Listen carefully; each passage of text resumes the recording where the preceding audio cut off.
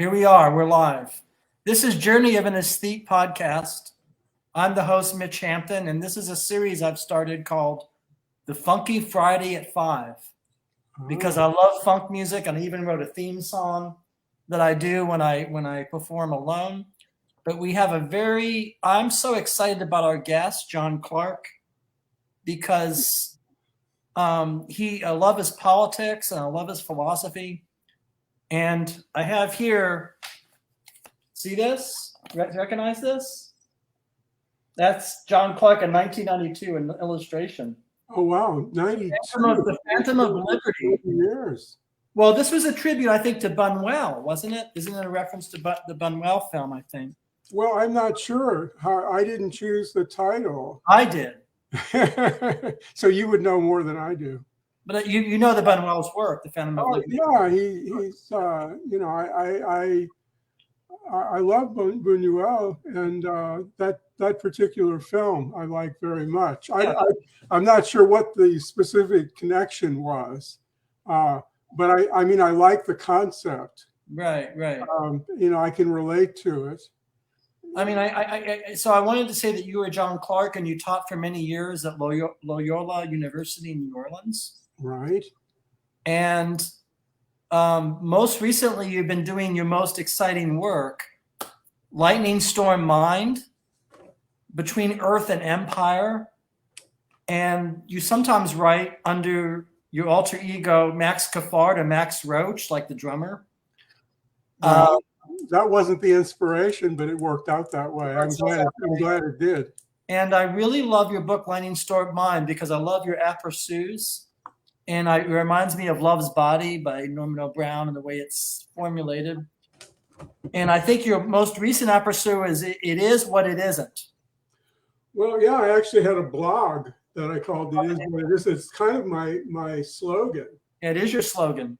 Do you care to say more to the listener about It Is What It Isn't? What that is or isn't? Before we jump into the Thomas Merton? Well, there's so much to say about it because there's so many things that are what they are not, like everything.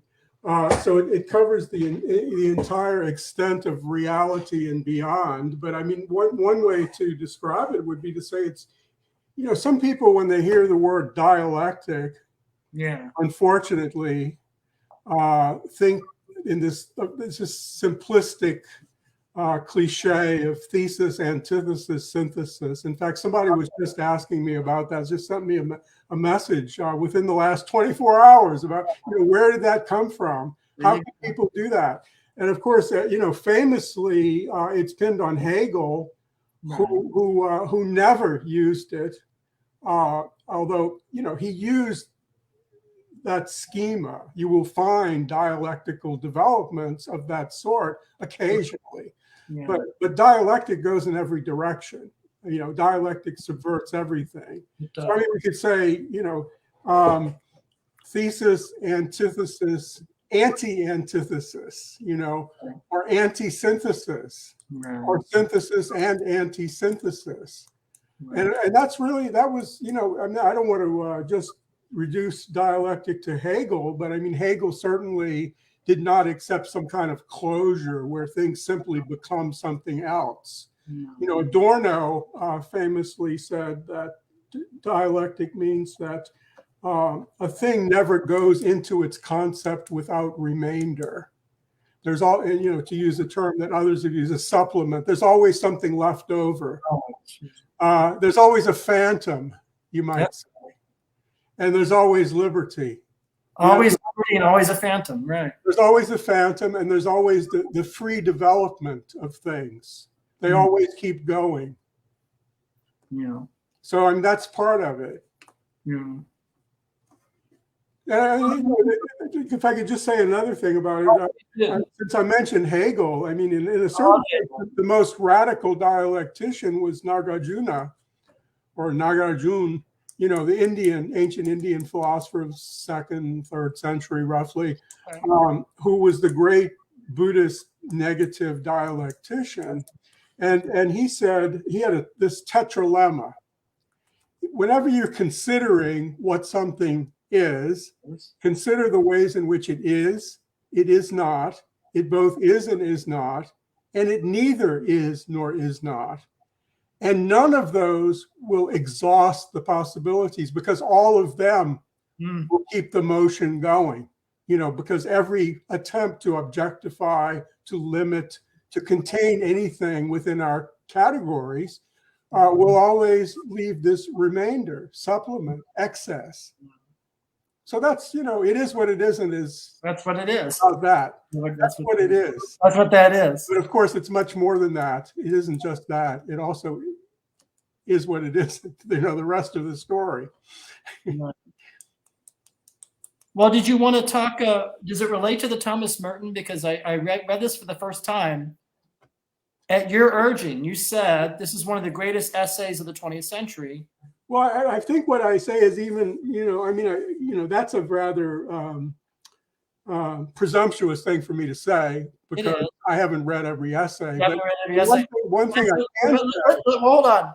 Let's stick with this. It's a pretty damn good one, because there's something specific that I say about it, which is that it is my favorite essay, and it's the one that I recommend to people more than any other as an example of a wonderful essay. That, it's an amazing experience to read that text. So from my subjective point of view, given what I know about, this stands out. I think, I've read some very good essays, but I don't know of any that surpasses it. Can I tell you, can I confess something to you that might sound very strange? I like strange things. I look at the rain completely differently after reading this one. Oh, after reading it. And I only read this damn thing last week. Yeah. I have a whole different feeling about rainfall. Well, I have a cabin in the woods. I'm out in the country right now, and the background that I usually use for Zoom and such things is actually a picture of the cabin with a wild azalea, which is not really an azalea, but it's an indigenous native plant that looks kind of like an azalea.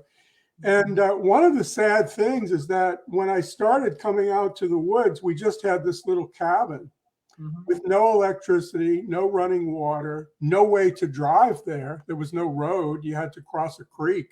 You had to go down the bank, walk across the creek, go up the other side.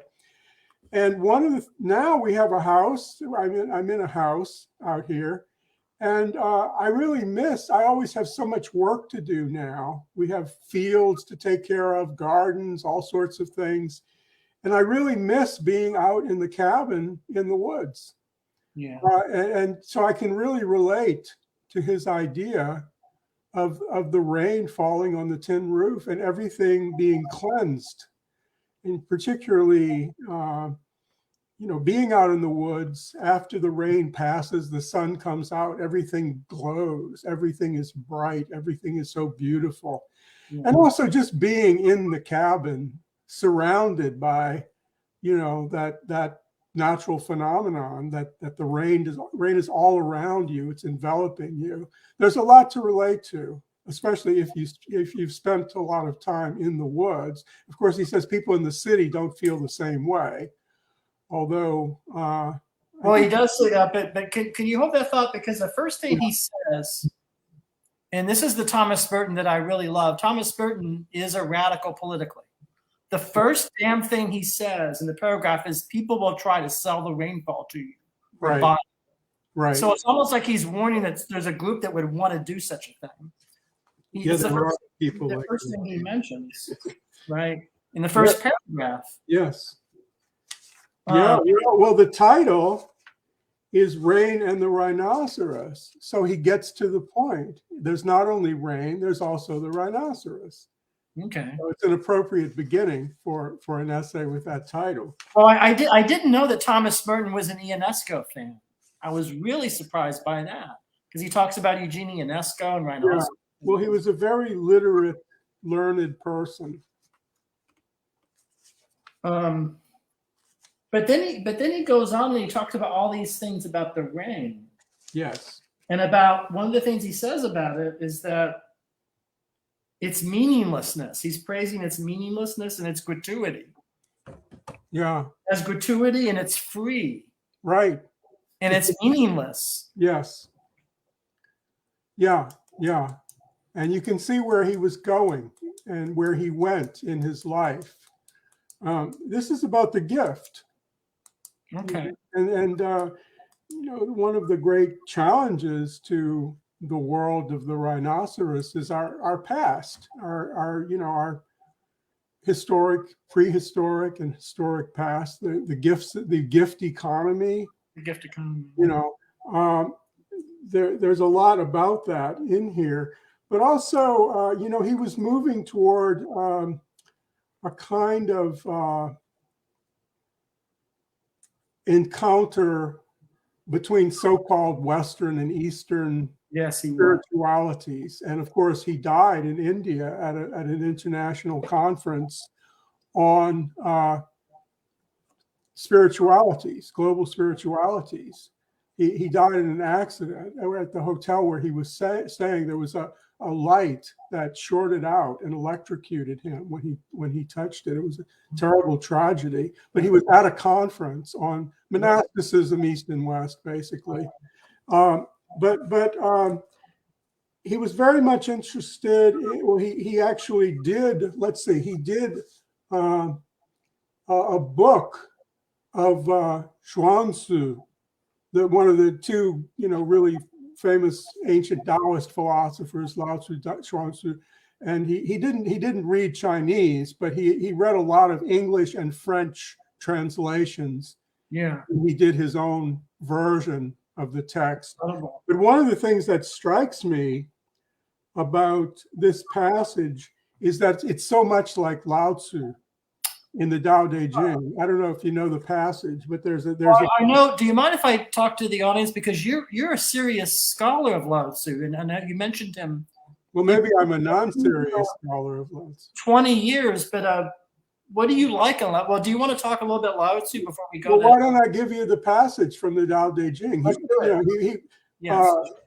We don't know if he existed or whether he was just a combination, you know, a name put on a lot of traditional wisdom that was gathered together. It seems like somebody was behind the kind of synthesis that ultimately became the Tao Te Ching about, you know, 2,300 years ago. But there's a passage in the Tao Te Ching that's translated by Wing Tsit Chan. Is his translation I like a lot.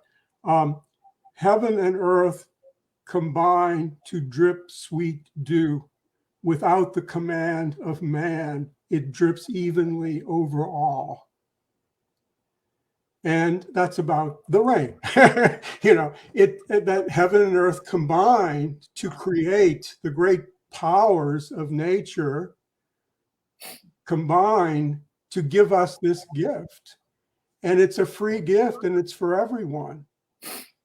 And, you know, that's what he's saying. And you could see that, obviously, you love this too. He was going in that direction to appreciate that kind of wisdom. And, you know, it's a great tragedy that he died so young, because he had such a message for everyone. And he contributed so much to our opening up these traditions to people, particularly since he had such a following as a Catholic spiritual writer, so that people who probably would never have discovered Taoism and Zen and so forth, he did a book called Mystics. So are you saying that he was trying to get people to learn about that had never exposed? He was trying to expose people. Right. And he wrote a book called Mystics and Zen Masters also. And you know, of course he became one of the great spiritual writers of the Roman Catholic tradition. So in a sense, he was a great figure in his own tradition, encountering these other traditions. So he was an extraordinarily important, crucial figure if you're interested in global spirituality. I certainly am. Yeah. I mean, I sort of, you know, the idea of the gift and the idea of Well, sounds like it's influenced your writing, right? So in Lightning Storm Mind and in Earth and Empire, right? Well, they're very different kinds of writing, you know. Lightning Storm Mind is very comic and very irreverent, and yeah, it is very different. Yeah, and it's in some sense it's more personal, and in some sense it's more impersonal. Okay. You know, I mean, I have a kind of autobiography of one of my personae, Max Gaffard, and I don't consider that. I mean, sometimes I say it's my alter non-ego. Alter non-ego. Okay. Okay. I misspoke because at the beginning of the session I said alter ego, which is the conventional. Well, I have to put John Clark spin on and say alter non-ego. Well, I mean, there are reasons for saying that also. And in a certain sense, a reaction against the ego. And you see, I didn't pick either of those names. You know, my parents gave me the name John Clark, which was my father's name, and my grandfather's name, and my great-grandfather's name, and I think his father's name. No, I think just went back 4 generations. But I didn't pick the name, and I've spent a lot of time trying to figure out what that name means. Okay. And in the writing, for instance, in the Max Gaffard writing, which is a name I also didn't choose, it came to me. I didn't calculate that name. It came to me. And it was like a gift, just like my parents gave me a gift of a name. This was another gift of a name. It came from something like Muses or the Unconscious or something like that.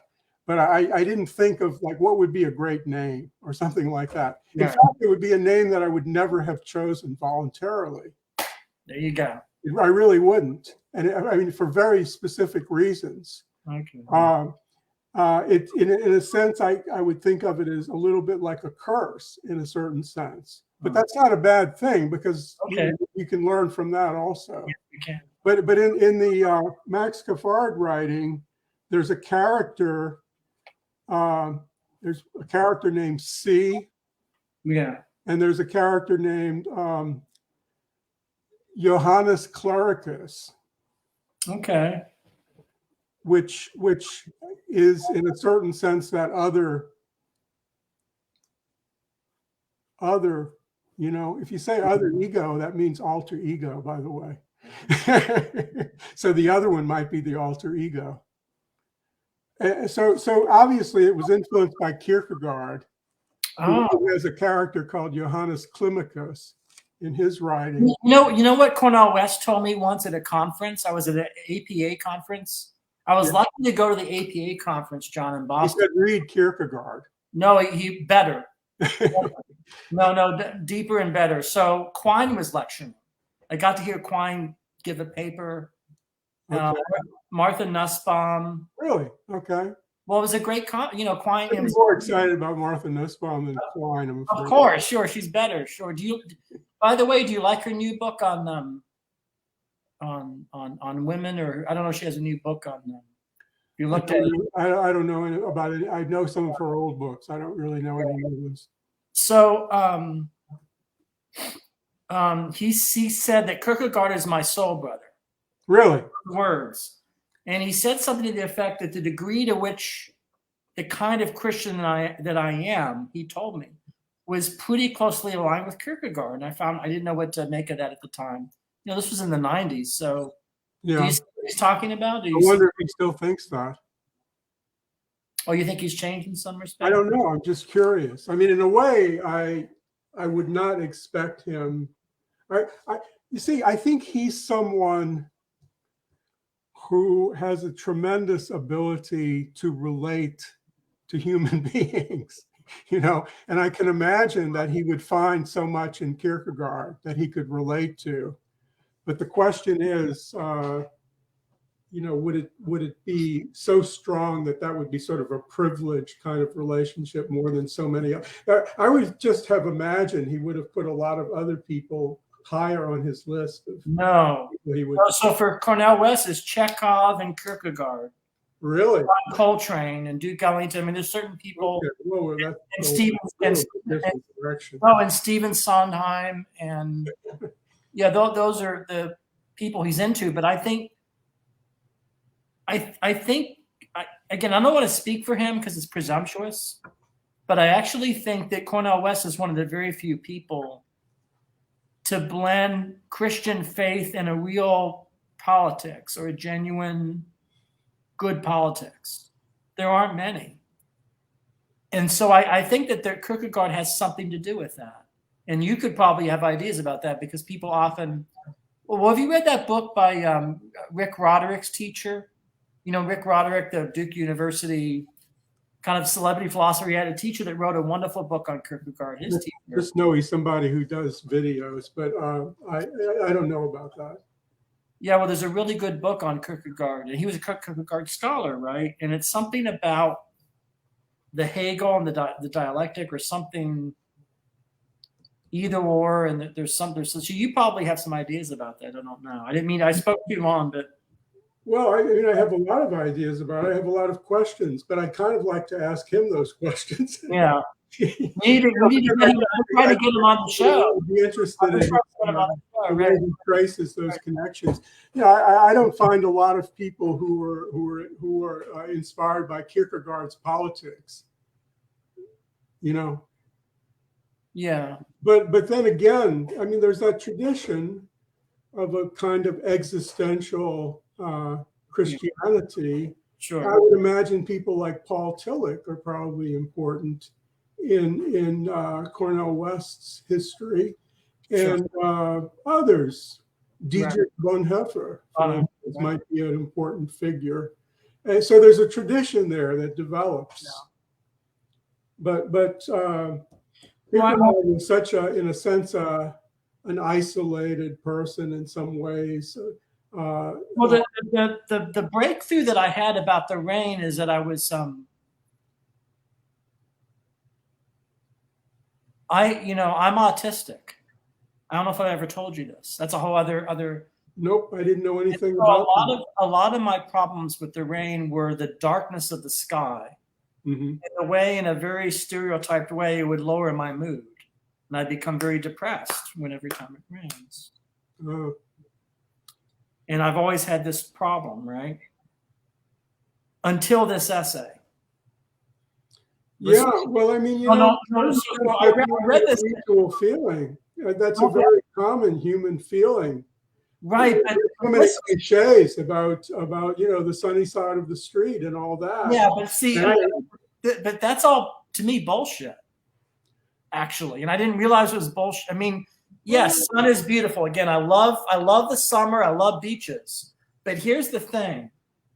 This man wrote this piece, and he has such love for the rain. I've never seen love of any human being for anything in nature like Thomas Merton has for the raindrops. And he says that it's gratuitous, and he says it's meaningless. And he goes on a great deal. I thought, there's got to be something there. Yes. There's got to be. If you want to go back to the essay, there's so many points that are really wonderful. At the beginning, when he talks about the gift, he talks about the price versus value. Of course, I mean, Oscar Wilde had something to say about that too. A cynic is someone who knows the price of everything, the value of nothing. Yeah, and in a certain sense, Merton is saying it in a much deeper way, and also applying it as a rather stinging critique to the society of the rhinoceros. And but what he's also appealing to is the wilderness, and of course he talks about the desert fathers, the ascetics who went out into the desert and confronted the wilderness and also the solitude that they needed in order to experience what they needed to experience, and to get away from that overwhelming power of what he describes as the city and the world of the rhinoceros. This ties in a lot with things that have influenced me a lot. The idea of the wild. I'm hoping that out here in the country where I am at Bayou La Terre, we can start having programs again. Yeah, because things have pretty much closed down for a year and a half. And the first program I want to do is a a weekend group to study Gary Snyder's book, The Practice of the Wild, which is just, as I said, there's one essay I always recommend. Okay. Gary Snyder. And there, if people are interested in reading a book about nature, there's one book I always recommend, which is Gary Snyder's Practice of the Wild. The Practice of the Wild. Yes. And there are really echoes, I think, in this essay of the same sort of sensibility as Gary Snyder's. There really are, literally, there are echoes, maybe not echoes from one of them to the other, but echoes of something that is real, in the world.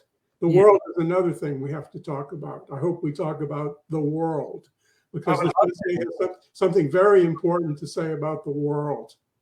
There are amazing passages about the world. But Gary Snyder, when he talks about the first chapter of The Practice of the Wild is called The Etiquette of Freedom. And it's all about freedom, the etiquette of freedom, about being in the wild. And of course, being wild and what wild means. And wild means non-domesticated. In the sense, Gary Snyder's definition of, he always asks people when he talks to groups, are you an animal?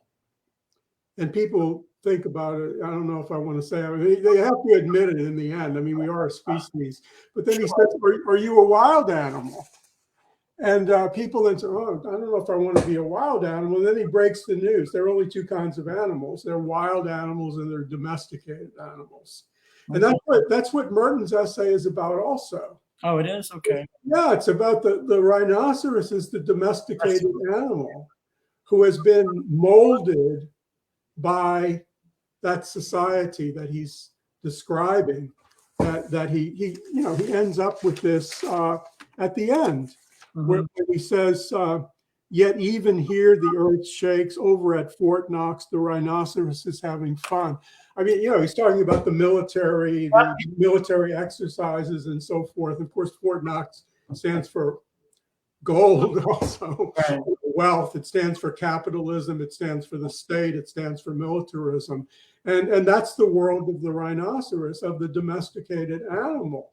And Thomas Merton is out there in the wilderness, a wild animal. He doesn't say that, but that's what you can read between the lines. But right around that part of the essay, he talks about the world, and this really interested me. I reread this essay after quite a few years, and then I looked over some of my underlines. Okay. And let me see if I can find the passage on the world where he says they have constructed a world outside the world, against the world. And this really resonated for me for a number of reasons. Actually, I just wrote an article called Living in the World. Okay. And it's going to be published in a few days in the Fifth Estate magazine. Oh, in Fifth Estate, you all heard it here first. Read John Clark's, what's it called? It's In the World, or the Living in the World. Living in the World. And it's inspired by another one of my favorite writers, which is who is Ursula Guin. I love Ursula Guin. And we have two study groups online. We have one called the APE group, which is Anarchist Political Ecology, but we call it APE. And the APE group read Ursula Guin's Always Coming Home, which I had not read since. Is it fair to say that you think that's her supreme work, even more than Left Hand of Darkness and Dispossessed? Well, for me, it's the most important. I mean, so the Dispossessed in the 70s, I write about this in the article. In the 70s, we had a group called the Black Pearl Mutual Aid and Pleasure Club, which was our anarchist group, which was in many ways a kind of post-situationist kind of group. But that was not necessarily our best aspect. I think our best aspect is that we're influenced by Ursula K. Le Guin and the book, The Dispossessed. In fact, we had an affinity group within the group that was really profoundly influenced by her. And we kind of called ourselves Odonians. I don't know if you remember the you know, John, I'm waiting for the day when Netflix or HBO does a proper streaming series of the Dispossessed. That would be really wonderful. Well, Dispossessed, the great philosopher of the anarchist planet Anaris, is named Odo. Is her name? Yeah. And you know, so her philosophy would be the Odonian philosophy, and that's what we considered ourselves. Right. So back in the 70s, I was part of our little Odonian subculture, and then in the 80s, I read Always Coming Home, and I just thought I loved The Dispossessed, but I was so amazed by that book. It's definitely at the top of the 3 or 4 books that I love most, and so we read it. So I read an article about reading it, like what it would be 30. No, more than that. It would be like 35 years later, I guess, from the time that I originally read it. And now it seems even much more profound than it even did then. And one of the things, we really can't go into all those details, I know, but one of the things no, wait a second. You know, on our show we can. So do it. Go. What is it? Well, what does Ursula Le Guin know in her narrative about politically what's going on? What did she? They didn't even go. What did she? In a sense, that's what the book is an extremely complex, pretty long and complex work. So we could only touch on a little bit of it now.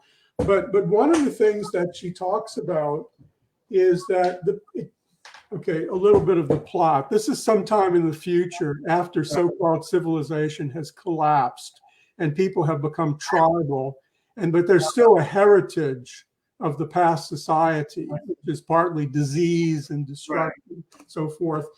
And in the book, there's this reference to the time when people did not live in the world, when people tried to live outside the world. And that's us. We are those people who tried to live outside the world. And Always Coming Home is about a culture that lives in the world, that is there. That is, there means here, you know, that we are really here in this world. And John, can you, is it a form of self-hatred at the root? So we're not trying to live outside the world. Is it like we just hate the world? We want to destroy it? Is it that kind of sort of, or is that too simple of a? Yeah, well, of course, in the book, they're looking back at a previous society that, in a sense, they can't understand how anybody could have been that way.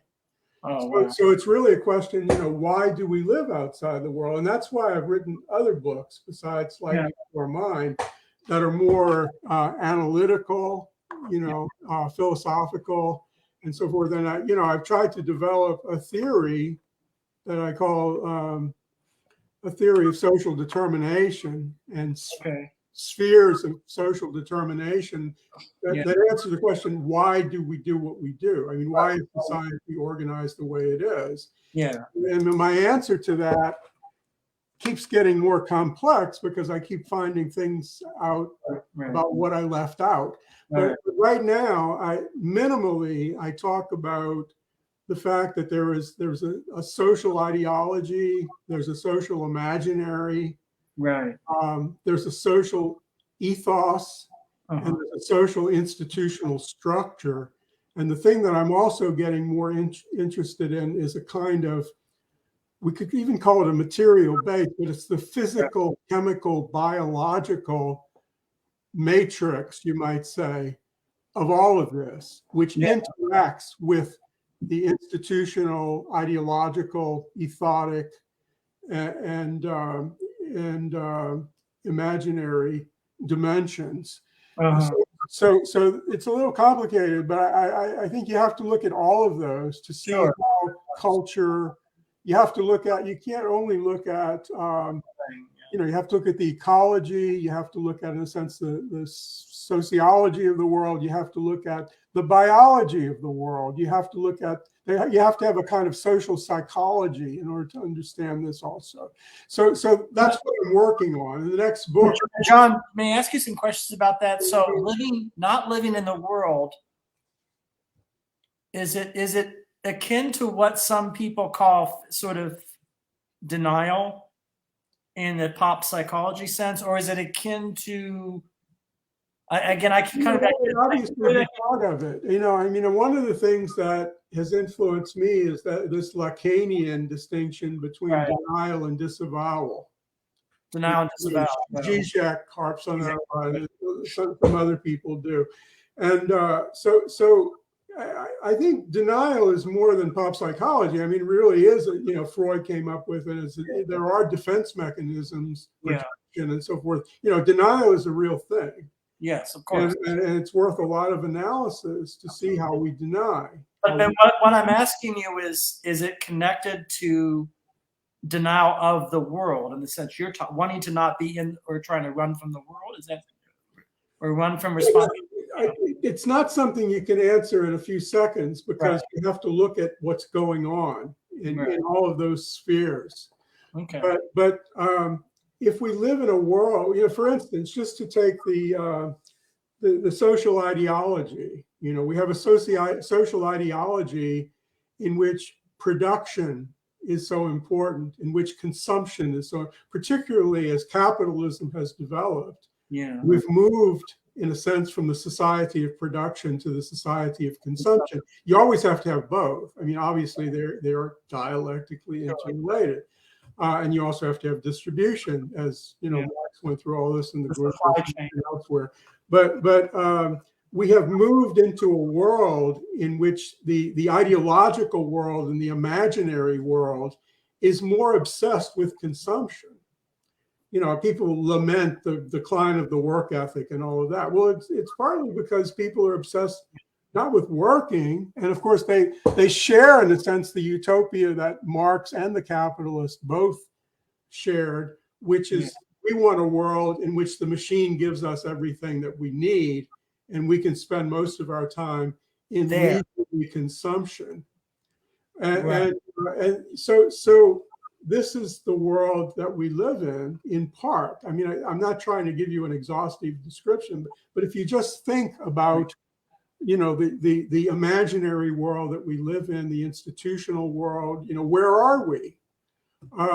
If you compare the historic modes of production, in the hunting and gathering or foraging societies, people had a very close connection with the processes of the natural world, outside of the human world, which is part of the natural world.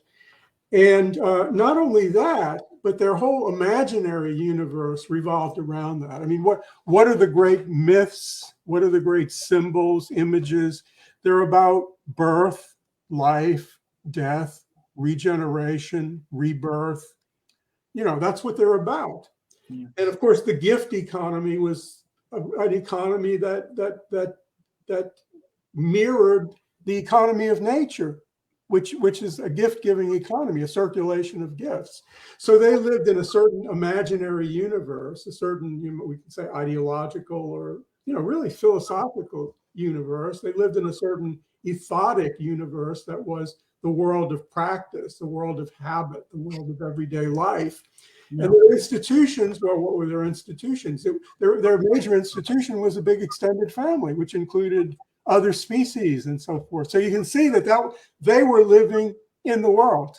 That's see, the world. Okay, their human world, in a sense, was the same as, identical, use dialectical terminology, identical with the larger natural world. Right. But so that's part of the problem, and because of that, people had a certain metabolism with nature, a certain connection, a certain sensibility. Right. By the way, this doesn't mean there weren't problems. There were problems. Right. We could go into that too, but they did have this. Right, they did this. But now, there's a big history there, and we can't go into that history. But we have developed a certain idea of control, or a certain idea of things being available because of human ingenuity and so forth.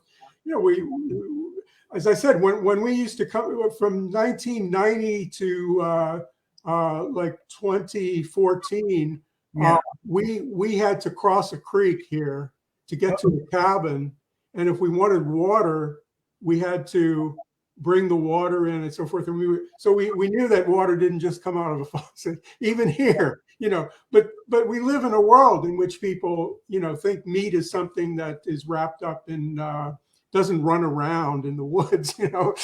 It's packaged in plastic, and plants or also packaged commodities, and so that's the mediated world that people live in. Yeah. And if they want to, and of course people have, we can never be any closer to nature than we are at this moment. By the way, you're always close to nature. Always. There are ecosystems. Can you talk a little bit more? Is that what so you're saying that? What I'm saying is you can't get away from nature. I mean, people have these illusions, but yeah. But we have ecosystems within our body. I mean, we are an ecosystem for all kinds of organisms. So I mean, that's one of the things with this dialectic of the different spheres of social determination. We have to look at the ways in which we are physical beings in a physical world, chemical beings in a chemical world, biological beings in a biological world, in which we are living organisms. We are mammals, we are vertebrates, we are primates. We have all kinds of connections to the rest of the living universe and the inorganic universe also. Of course, we have a gravitational relationship to everything. Sure. So there's no nature out there and something else in here. So we have to realize that. Well, but could you hold that? We can fantasize division. Sure. Between these worlds. We can fantasize division. Yeah, we can create a world in which we deny our connections, in which we deny the reality of our being, really, in so many ways. But what interests me, of course, could you hold that thought? Because I wanted to talk about what I changed about the rain. So I understand that when there's not a lot of light in the sky, it's going to be difficult for me. I understand that. Okay. But reading this essay got me to accept it. Because for me, the thing about the rain is the water. So I've been going outside when it rains and feeling the water on me is really, really something. Mm-hmm. And I started to realize that this is a good thing. To put it in a very, to some people, I'm wasting their time talking about this, so they don't want to hear about it, right? Because a lot of people already understand all this. There are people that, simply like the rain, or but that's. I feel like for me that was a personal breakthrough. If that makes any sense at all, I don't know. Well, it does. I mean, it's a breakthrough when you can appreciate something in the world that you had not noticed before or didn't know about. Yeah. Right. So, but go ahead. You were talking about the well, what I was going to mention is the big thing. The big thing. And the big thing is, people talk about the Anthropocene. I like to talk about the Necrocene, which your word for it. Yeah, it really would relate not to the Holocene, but would relate to the Cenozoic. The Cenozoic was the new era of life on Earth, life forms. I mean, literally, it would mean animals, but it means life forms. And I think we've entered. I mean, there's no doubt about it. We're in the 6th great mass extinction of life on Earth. That we have entered into the Necrocene, which is the new era of death on Earth.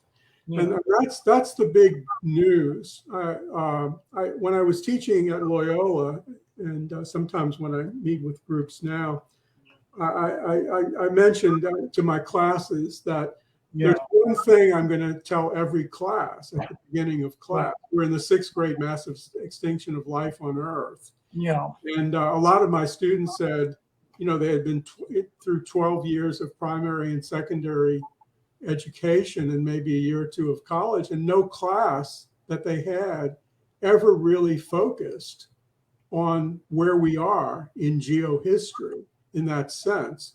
I like to say that if an extraterrestrial were sent to planet Earth to check up, what's going on planet Earth, they would definitely send back the information that on this planet is going through one of the six, in billions of years of history, one of 6 periods of mass extinction. That's the big news on planet Earth. So, if ET would call home, ET would say, by the way, they're in a mass extinction here. That would be the message to send home. And interestingly enough, the alien, or the ET would not fail to notice that.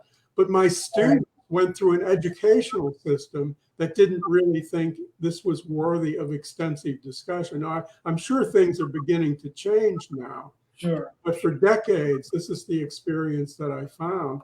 So why don't people live? You see, if you're living in the world, and the world is where the 6th great mass extinction of life on Earth is going on, that would have to be something very central to your life, your everyday life, and all the rituals and all the symbols and all the images, that if we have rituals, they would be rituals about where we are in geohistory.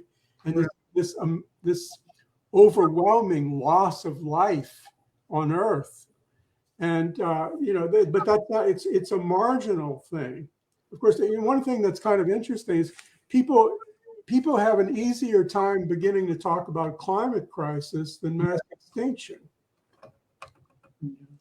But now that's even getting harder to talk about because the catastrophic nature of climate crisis is also dawning on people. The Guardian just had, a rather alarmist article on the front page, I think yesterday, or was it this morning? So the news is getting out to a certain extent, but this is the problem. This is where the distinction between denial and disavowal comes in. Could we hold on a second? Because some of our audience might not be really into, John, I'm a weird guy.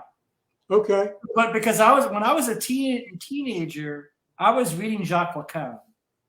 I was reading Écrit, so I'm not our typical view of this. But do you need to go do a primer on Lacan in these terms, or do you? No, I just have to explain what the difference is between denial and disavowal. It's very simple. That's what I was about to do. I was just about to give examples of, people won't have any problem with this.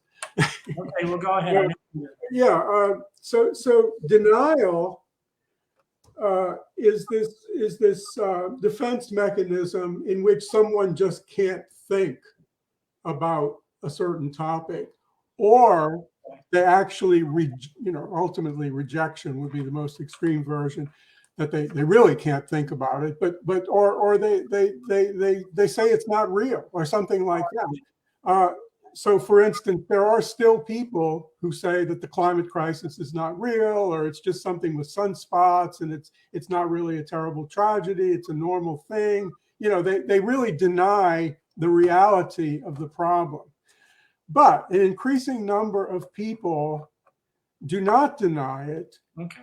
They accept the fact that it exists. Yeah. However, this is what disavowal is. The famous person Zizek is the Lacanian who harps on this a lot.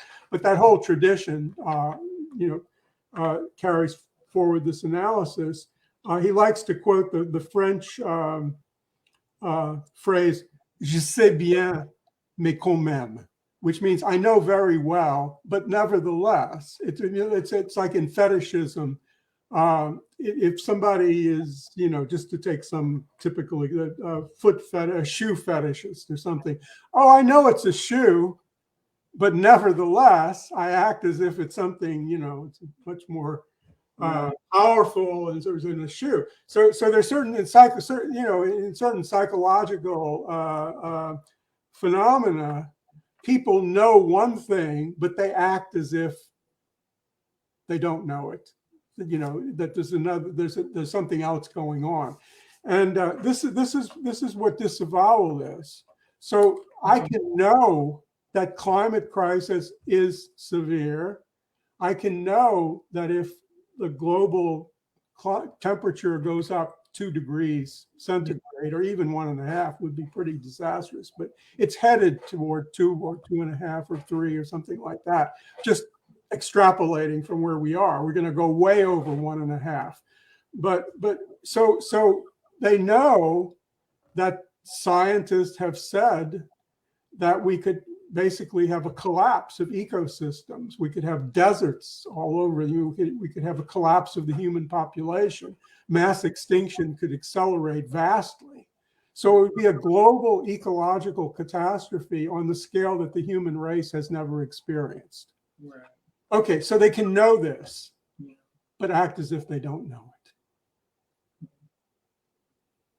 They can keep electing people to Congress who keep passing laws that will not solve the climate crisis. They can buy products from corporations that are producing things in ways that produce the climate crisis. They can fail to demand something else and get involved in creating something else, a different kind of world in which we won't have ecological collapse. But very few people do that. Most people.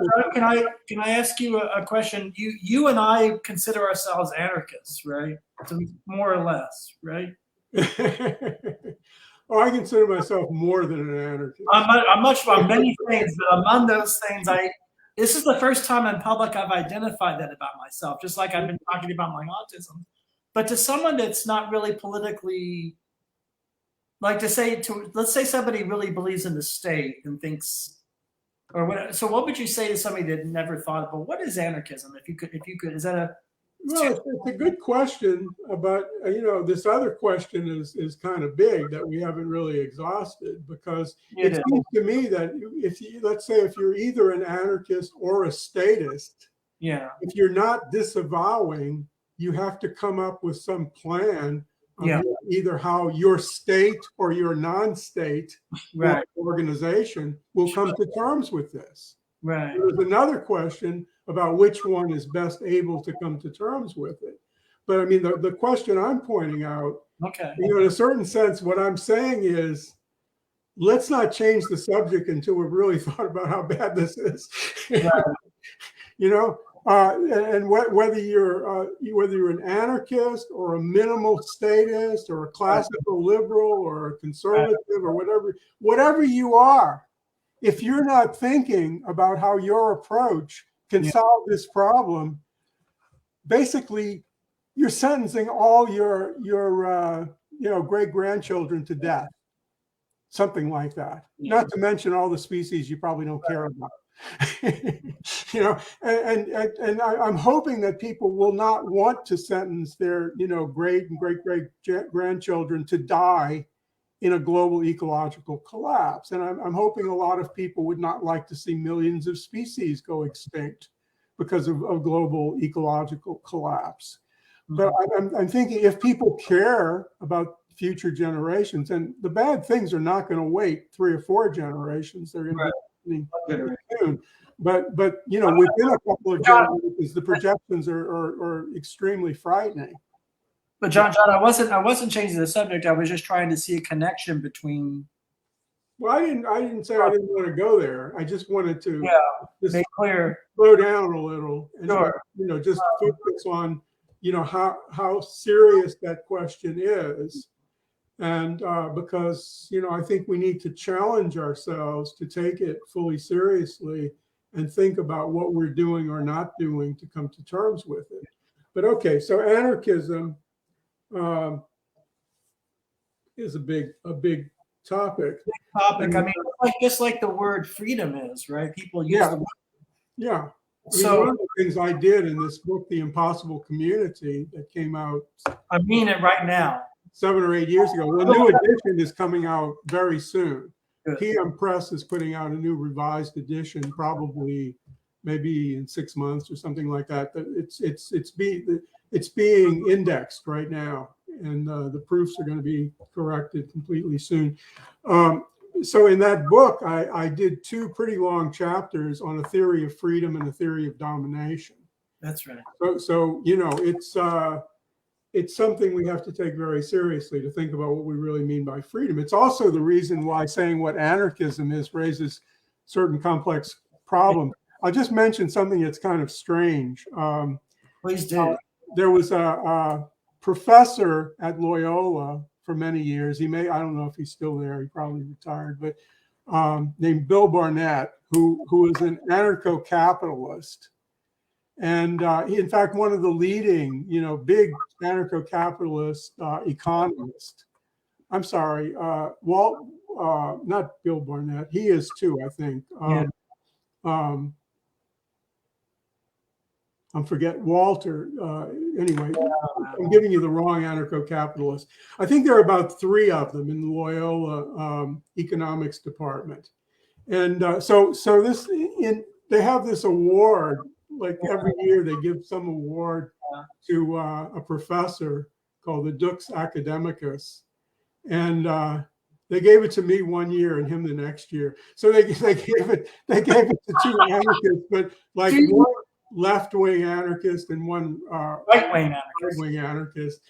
So that's part of the problem, that there are people who have different positions that call themselves anarchists. Right. And my own view of anarchism is not that it is simply opposition to the state. So you can say, oh, well, let's get a really great, efficient market economy going, and we won't need the state. The question is that there are forms of domination that exist in the world. And, a lot of those are related to the state, the centralized state, bureaucracy. But probably the oldest form of domination is patriarchy. That's right. We certainly know a lot about economic domination, which has a long history through slavery and feudalism and mercantilism and all that, and then different stages of capitalism. And we could go on. There are other forms of domination. There's patriarchy is one, sexism, heterosexism, technological domination. I like the mega machine. Some people say, well, seize the means of production. But if the means of production are the mega machine, some new form of domination is going to be attached to that mega machine. Right. And of course, racism would be another one. But we could go on. But there are many forms of domination, and anarchism is the critique of all of those forms of domination, the project of figuring out what to do about them. And for me, it's a dialectical approach in which we have to look at the ways in which all of those forms of domination are related to everything else, to the political forms that we have, the economic forms, the psyche, the kind of ego that has developed over the history of civilization. So there are many things that we have to think about. And some people reduce anarchism to merely something like an anti-statism or something like that. And even saying it's something like anti-hierarchy is not even adequate. It's part of what we have to deal with. But domination is very complex, and sometimes it's not as evident as something that you could easily identify as a hierarchy.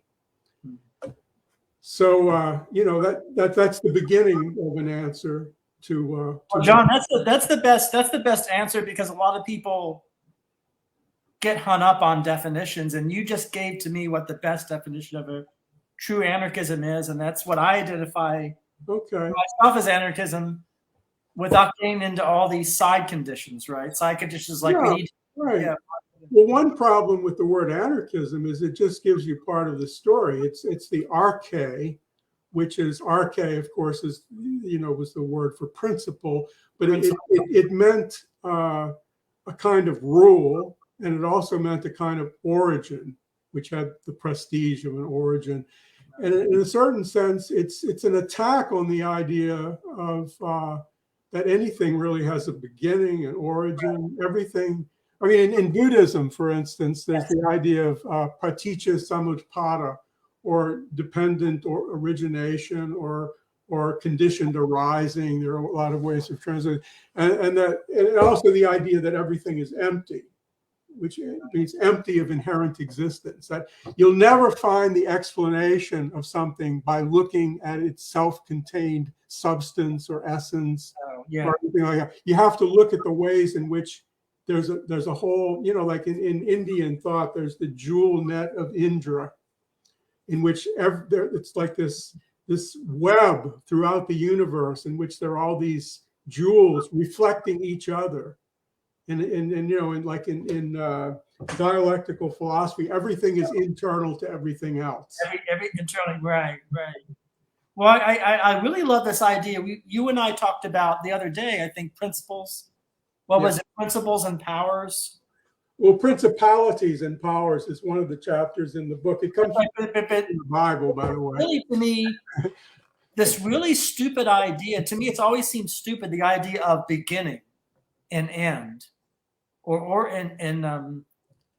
It's sort of, beginnings are important, but well, it is what it isn't. You know, there's always something beyond the beginning. Like, you know, for instance, sometimes people say that if you go to certain societies and you ask someone, who are they? You know, tell me who you are. Well, they start like with their great-great-great-grandparents or something like that, which I tend to want to do. Sure, of course.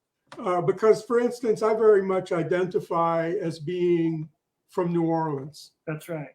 And the reason why I'm from New Orleans, there is like a million reasons. Sure. But the one that in a way stands out is that there was this young kid, really, probably a teenager, who was arrested. He was a criminal. He was arrested for being a fauçonnier, who was called a salt smuggler, which is someone who sold salt without paying this onerous, hated tax to the king. And as I understand it, if I've gotten the right view of this history, he was maybe like 14 years old or something. He was already a salt smuggler and a shoemaker. He was a proletarian, in other words. This was in 1718. He was shipped to New Orleans. 1719, second year of the city. He was shipped to New Orleans as a forced laborer. And that's how my family got to New Orleans 303 years ago. Now, there's a lot of other history there. But you know, that to me is an important thing, to think about this kid, you know, basically being among the rabble, you know, and being put on a boat and sent to the swamps. Of course, he was lucky that he wasn't an African, because he would not have gotten out of forced labor within his lifetime if he had been an African kidnapped and brought to New Orleans. But he was one of the Parisian rabble who was rounded up, thrown in jail, and then sent to the subtropics. It's a hard place to be then. Okay, so there's a long history there, but in a certain I wanted to say something about what I mean by the stupidity of beginning. Okay. I meant sort of a first beginning, that there's sort of something just appears magically. That's the idea that I think is a problem. Do you know what I mean? Metaphysically. Yeah. Yeah, because then it becomes like this infinite regress, and people go crazy, like, well, what's the original? And they go down this rabbit hole. When my understanding, and again, it's limited, very limited. My understanding of spirit and soul, which for me are real things, is that they're outside of time and space. Therefore, there's no beginning, that they're eternal. So they're not calculable, right? They don't have sort of start and finish. Well, that's not my view, but I understand.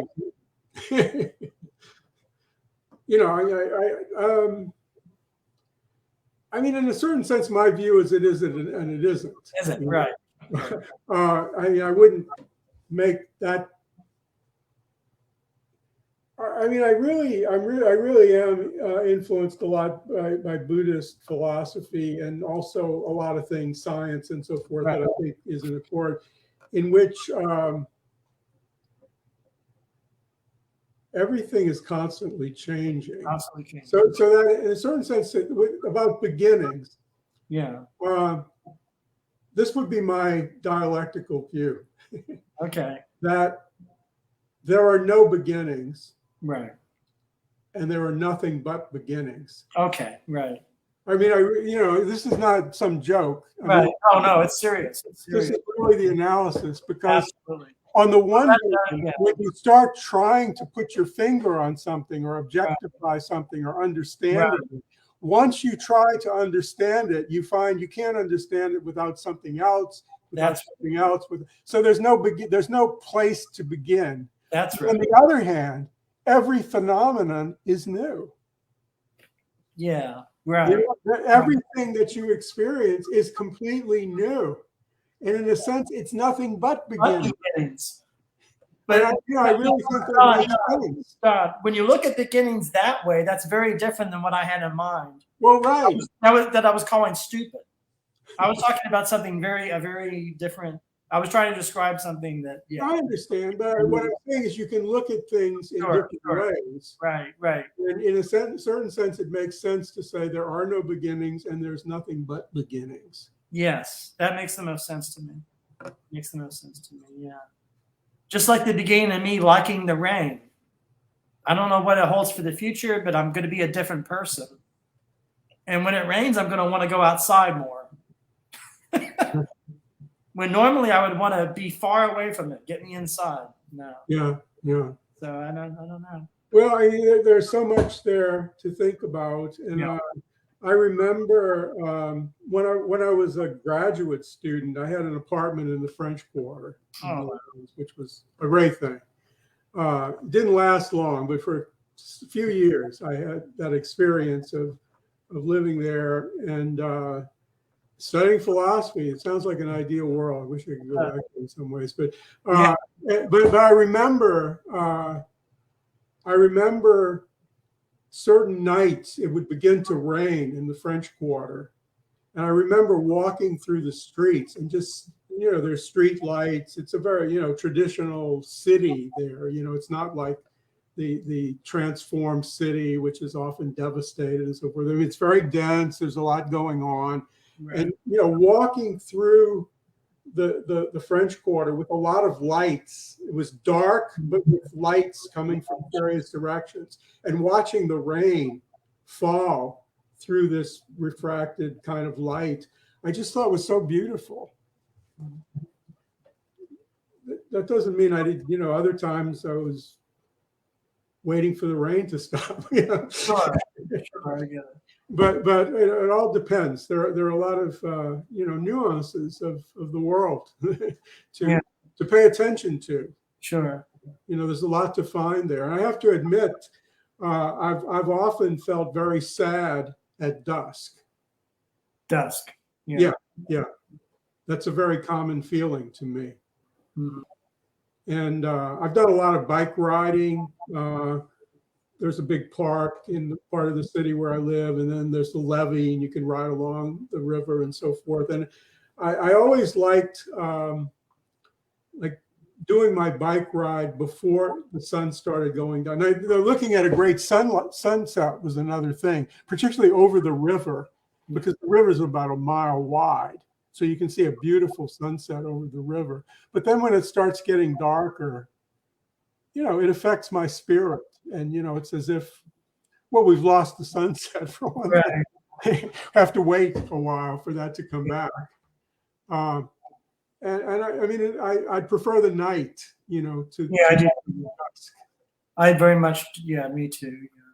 So, I mean, we're very much creatures of the seasons, the times of the day and so forth. There are all kinds of psychological implications of all those experiences.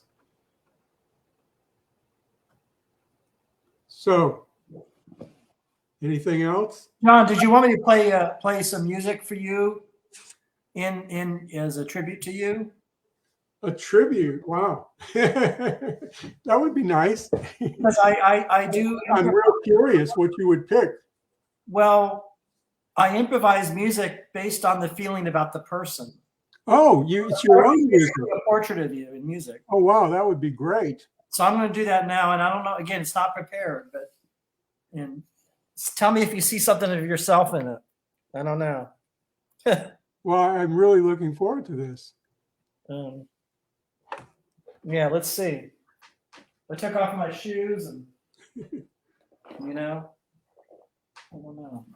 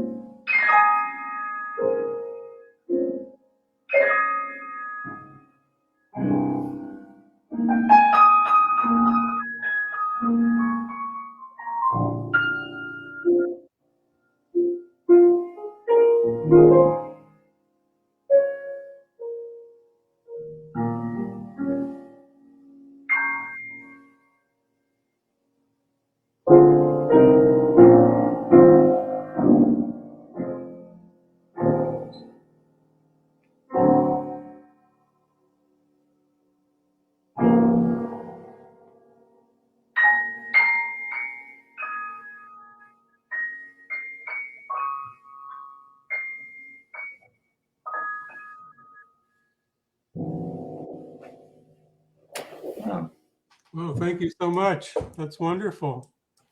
What do you think about that, John? Do you see some of yourself in that, or some of? Well, I'm in awe of it. I think it's wonderful. I'm in awe of things that I could not possibly imagine doing. You know, that's really beautiful. I think I could, I could use my imagination and find myself in it somewhere. I think there's a bit of it is what it isn't in there. Of course. Yeah. And also, I kind of heard the owl of Minerva taking flight at dusk at the end, perhaps. Okay.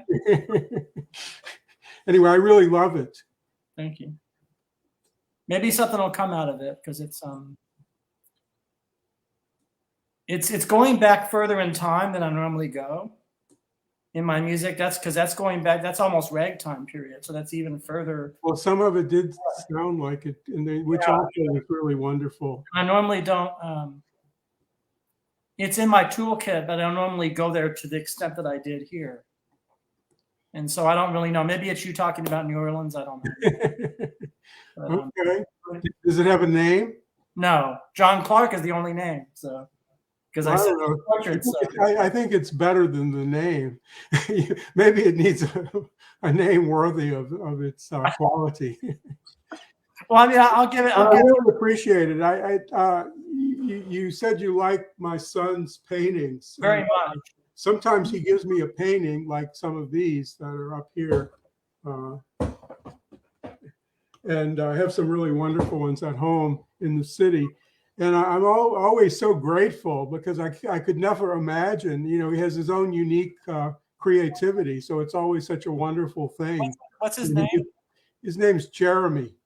Do you mind showing Jeremy one of the paintings up close? I know it's. Do you want me to pick up one of the paintings? Yeah. Mm-hmm. Get closer to it. It's wow. I mean, he has certain types of figures. I mean, he does other things. He has really crazy kind of stuff where he does paintings and drawings where there's all sorts of plumbing floating around and lampshades and all kinds of. I think there's no lampshade in this one, but he does very strange things with kind of everyday objects. And I guess I'll show you. There was a piece of wood sitting around, so he did this creature on the piece of wood. Can you see that? Oh wow! It was just a scrap of wood that he found out here in the country. So he decorates everything. And he probably decorated your home, right, or his home, right? Yeah. I mean, he's surrounded by, and he's actually doing a lot of electronic music now. He's really into that. He's a very creative person. So I really appreciate it when he gives me something. So anyway, I'm telling you that someone like Jeremy, someone like Jeremy, who's a musician, does electronic music. And my music is very acoustic, and I often wondered the road not taken, the path not.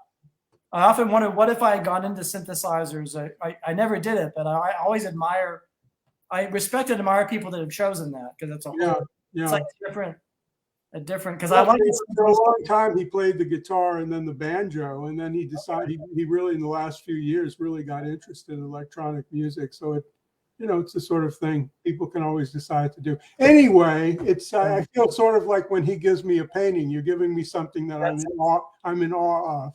Well, I'm glad you liked it. It's I've been doing it for 20 years, and I sometimes do it with people I don't know. Uh-huh. And sometimes people that are a total stranger, they'll say that's like me, or they'll say I see my, and I see something in myself in it. And that's for better or for worse, it's just an experiment. So I didn't mean to go on so long about soul and spirit and all that, but I was just trying to describe my incipient feelings about that. And you said that yours was different. I don't know.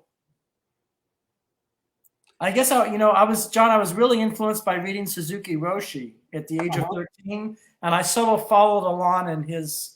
But you're in a different tradition, right? You're you were interested.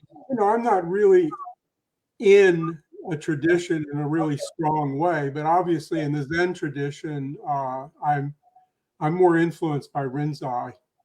I need to get familiar with that. Yeah. But of course, I mean, one of the main things, Zen is profoundly influenced by Taoism, but it is a form of Buddhism. And in Buddhism, there's the idea that there's three marks of existence: anicca, anicca, anatta, and dukkha. And anicca or anicca means basically that everything is constantly changing. It's impermanence of everything.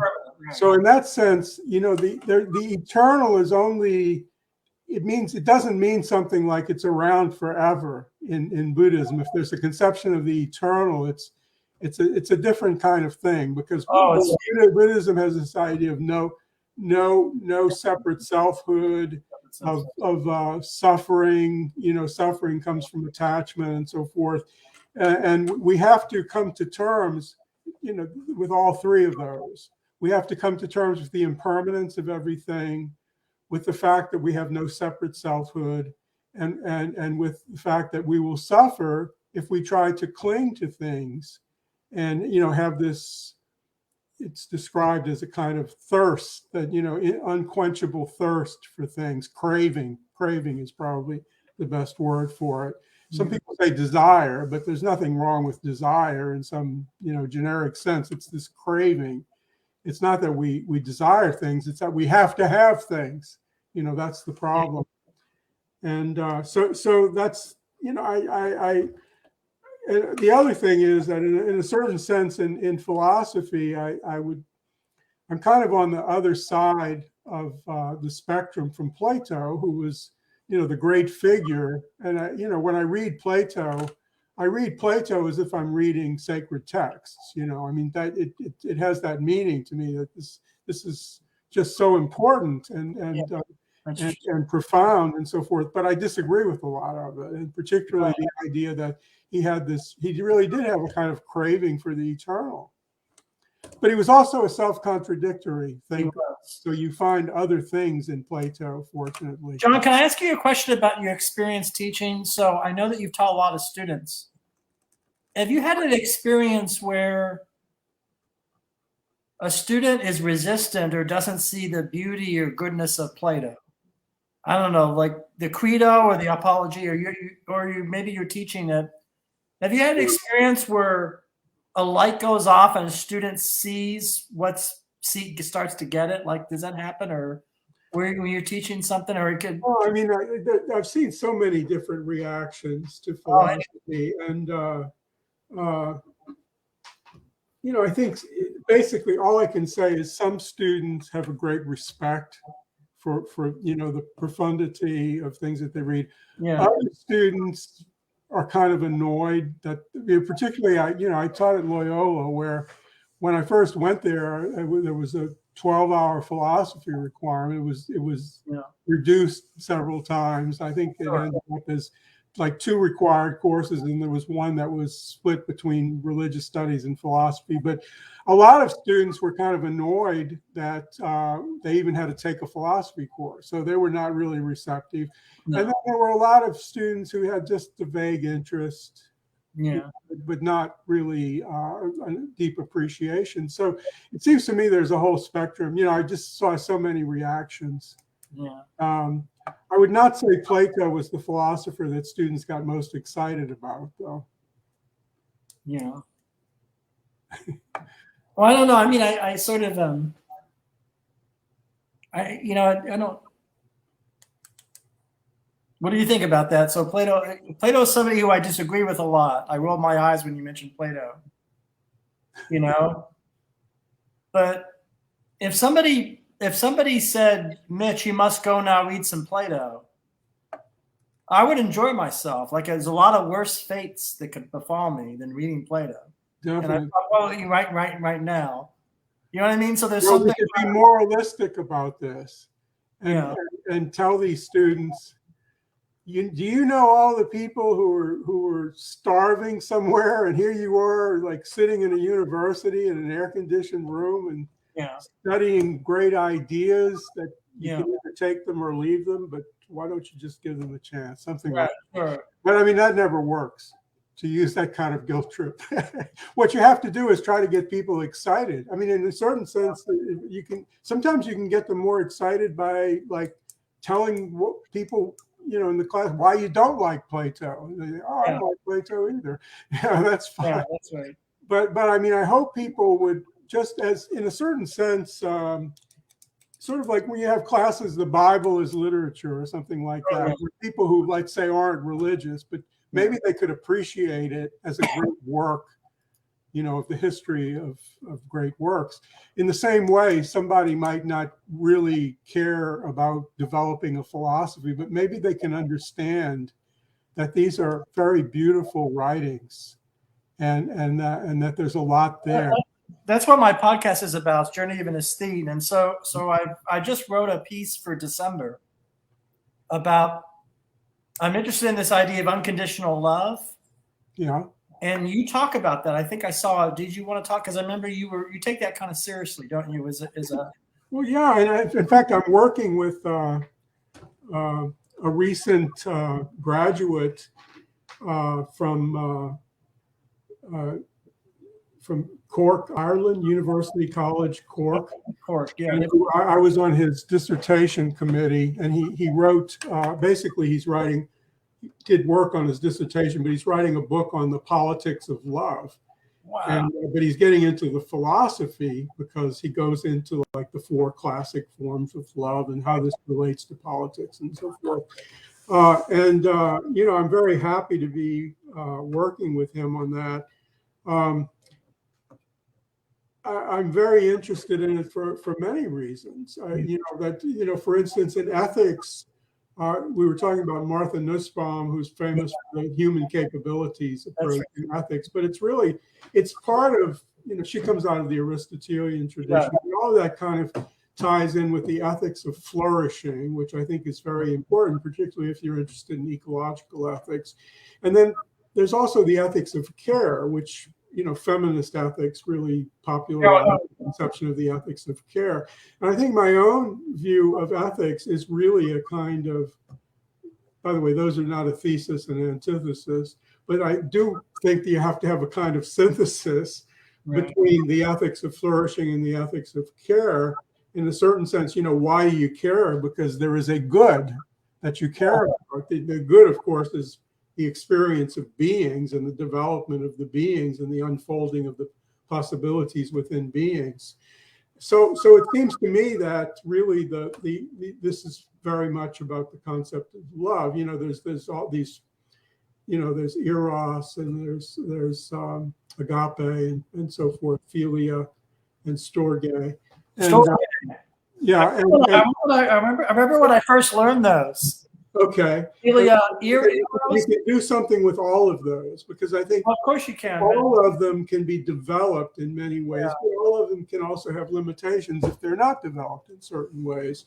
But so I think an ethics of care is in a sense an ethics of love. It's caring about beings for themselves. It's a kind of disinterested caring, which is a form of love. So I think that's very important. I'm having an experience watching Breaking Bad, right? I'm in the beginning of season 3. Okay. And I did not see it when it came out, and you recommended it to me. Of course, John says you must see Breaking Bad. Well, it is. I'm just getting amazing. I'm just getting literate in the show, and I just wrote this long piece on art and unconditional love. Uh-huh. And I came up with the idea that the purpose of art is to help us reach unconditional love. That's actually the purpose of art, the arts. Okay, the purpose of art. Okay. I don't know if you're a real aesthete if you think that art has to have a purpose. A real aesthete, by definition, has no purpose. That's right. Well, I mean, but I have to have something to write about, right? Okay. For my December blog post, right? And it's Christmas and it's the holidays. And so I thought, well, and I was thinking about how people, when they trash something or when they hate on something, right? I thought, well, it's not just a bunch of conditions, right? They have a lot of side conditions that they go into something for, right? And That's all. That's always the same thing. Unconditional love is kind of it's sort of an ideal, right? And so in art, so for example, in art, when you read it, so like Breaking Bad is a good example, right? Breaking Bad is something I'm struggling with as I watch it, actually. It's a very challenging series. But it's not challenging. Yeah, I don't know. I sort of, I actually think that it's doing what I'm talking about, actually. Through Walter White and his wife and this god-awful sidekick of his, who I can't stand, the younger kid. Bear with it. Everybody develops in that series. Everybody develops in that series, and I'm very aware that things are going to happen to these people. Yeah, you'll change your view. I'll change my views of everybody in that. I mean, that's, of course, is part of the greatness of it. Yes, but that's exactly, yes, that's what I want to write more about this, because I think that's the function of good art or ideal art, is to actually undergo an experience of the very thing we're talking about now. Yeah. And coming out on the other side of that and developing as a human being. Now, I know that's a purpose, and I know that I can get stock for that. But that's I'm not an aesthete, so I don't object to what you're saying. Right. I should mention this. It's kind of a strange thing that I took a seminar on Kierkegaard. You did? Yes, when I was in graduate school. And you know, in Kierkegaard, there are the three, what is it, stages on life's way, or whatever they're called. There's the aesthetic, the religious. Aesthetic, ethical, and religious. And of course, the aesthetic is the worst from his point of view. Ethical is more developed. The religious is the culmination. And I wish I hadn't thrown away all my papers from graduate school, but you'll never believe what the title of my paper was in the Kierkegaard seminar. It was called "In Defense of the Aesthete." That's why I wrote that. What do you think of that, John? You're on the show and you wrote a piece. I actually wrote, and yeah. There's no way of ever finding out what I wrote because it's gone. I threw it all out. At a certain point, Why did you throw it out? I made a big mistake. It would be interesting to look. In my Hegel seminar, I wrote on the master-slave dialectic. I'd love to know what I was thinking when I was in graduate school. And also my master's thesis was on Max Stirner, and I had studied German before that, and I did a lot of translation of the so-called kleinere Schriften, his minor works, and I wrote out all these translations and I threw them all away. I can't imagine working hard on translating something and throwing it away, but that's what I did. But I did, and I suspect that I probably took a Hegelian approach to the aesthete, right? Of course, and tried to defend the idea that it was a certain approach to truth, which had its own the truth of the aesthetic, something like that, rather than the degree of dismissal of the aesthetic in Kierkegaard. But anyway, I wish I could tell you more, but I have no idea. For the purposes of this podcast, it's connected to consciousness. Yeah, that's what I reside. And so, however you just define consciousness, or however you think consciousness. Right. Now, I don't know how long we should continue with this. If you want to stop, we should stop. We can stop anytime, but I did want to just mention one thing about the direction that the discussion was going.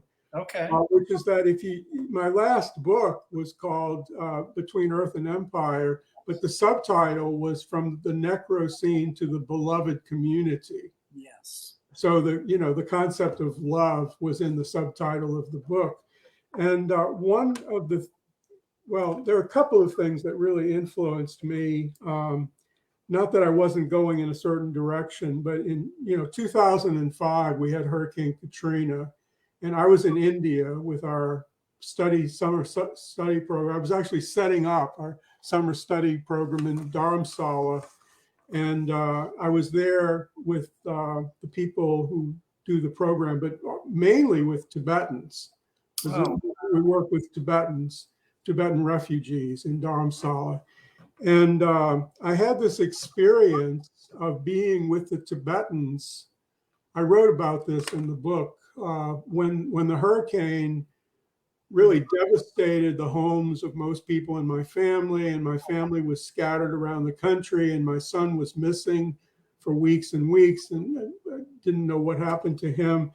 And I felt very fortunate to be with the Tibetan community who was so compassionate to me. Yeah.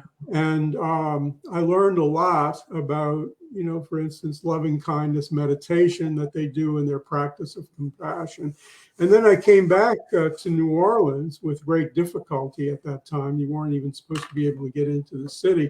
And I started working with recovery communities a couple of weeks after Katrina. And I learned so much about care and compassion and love for the community and for others through that experience, and also about disaster and coming to terms with reality.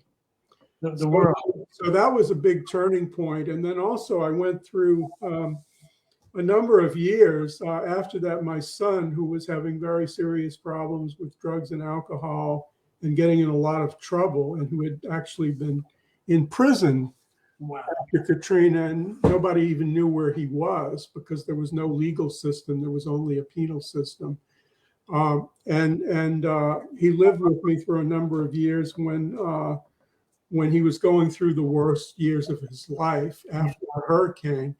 And I learned a lot from that experience, and through having friends of his staying with me, and also in getting involved with groups, not only the recovery from the hurricane, but people who were trying to recovery in their lives. And also going through the experience of knowing a lot of young people who died, a lot of young people who died in that period. But one thing that happened as a result of that is I began to study therapeutic communities. Oh. And in particular, the largest therapeutic community in Britain, which I also visited, and I read quite a bit about it. And this really influenced me a lot. And I don't think we should really go into this because it's a story of its own about.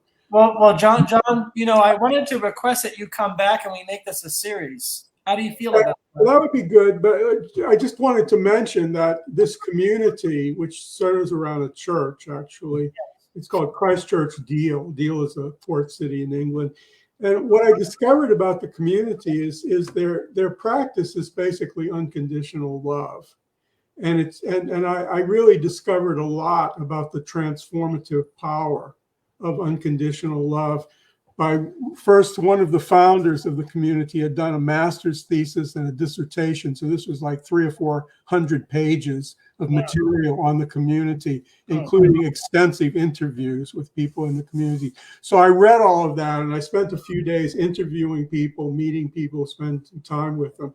So when you mention unconditional love, I mean, this to me was just such a powerful experience of seeing what that does in the lives of people who have very, very serious problems. I would love to talk to you even more before we conclude about that, if you don't mind going, because our producer, I mean, there's a lot of connection with that in terms of recovery. Recovery in the wider sense, the principles of Alcoholics Anonymous, and Well, I'll just say one thing. That I met with, I went to their, like, I have an assembly of all the members. There were about 100 people in the community. They have an assembly, they have committee meetings. I met with one particular social worker who was one of the key people, one of the founders, had dinner with people. I interviewed individuals, including one young person who had been seriously over-medicated because of behavioral problems at a very early age. It's very fortunate that he was not entirely destroyed as a young child. And he told me about his transformation in his life. But there was one particular meeting with, I think, 4 or 5 women that I spent the afternoon talking to. And all of them talked about being in abusive relationships and basically being destroyed as human beings and having breakdowns and how they turn that around. But it's not by themselves, but by finding basically a compassionate community. And I remember one of them was telling me, and of course they weren't all religious. You didn't have to be a member of the church to be part of the community, but almost everybody was. And everybody wasn't necessarily religious, but it was heavily people with a religious background because they did join this community based on the church. And I remember one woman talked about everyone told her lies about herself. And because she was in a family situation in which she was being treated abusively, and therefore she was surrounded by people who were, in a sense, complicit in what was being done to her. And she was also part of a religious church, and she said that the church was telling her lies about God. Right, sure. So that the kind of religious story that she was being told was reinforcing her oppression and her psychological vulnerability. I would imagine it was a very traditionalist kind of stereotype. Right. So all of these women found a community that basically accepted them completely as human beings and treated them with unconditional love. And so this is how I felt. I was told that all of these people had gone through terrible experiences, breakdowns, and so forth. And after talking to them for a few hours, I concluded that if I wanted to work on any project, if I had any goal, these are the kind of people I would want to work with on anything that I was doing. And I mean, I think it's important to realize that these were people who were looked down upon and were thought to be hopeless cases. And I found them to be the best people, among the best people that I had met. So if this, and another thing, just to maybe conclude about this community after hearing all these stories, but how did people find out about this community? Because it's, it's a port city. It's like being in the center of, it's not London or Liverpool or some other place. So this is what would happen, that somebody would have a friend who was just in really, really bad shape. And then all of a sudden their friend would disappear. And then 6 months later, they'd see their friend visiting London again. Yeah. And their friend seemed happy. Oh, wow. Intelligent. Yeah. And all kinds of good qualities had come out that they didn't realize existed in their friend. And they said, well, what happened to you? And they said, well, I found this community. Yeah. And so it wasn't that, there wasn't some kind of pamphlet to hand out. It was people's lives that drew people to the community. And this really, in many ways, became my model for what a movement has to be like. Okay. If we want to solve our problems, it has to be something that transforms us in such a good way that everyone would want to be that way. I see. Yeah. So, there's so much more that could be said, but to me, that's a few of the most important things I think I learned from that community. I wish I had met them 30 years earlier. So, because I felt so fortunate to have met them. John, I really thank you for this generosity. This is almost a 2-hour episode. Okay, well, I'm happy to talk to you. I think it was worth it, and it's a great way to conclude. And I think we should meet on here again. I don't know when, a month or so. Well, let's do that. Let's do that, and it's really good to see. Thanks for the music. You're welcome, and it's good to meet you face to face instead of just the phone. Remember back in the 90s, we had these phones. Yeah. One thing that struck me is after all those years, you sounded like exactly the same person. Is that a good thing? Well, you didn't sound like an old decrepit person. You sounded like very full of energy and you're full of curiosity and interested in things, and that's good to hear. Yeah, one day at a time, right? Yeah. All right, John. Thank you. Okay. Well, thank you. All right. Here we go.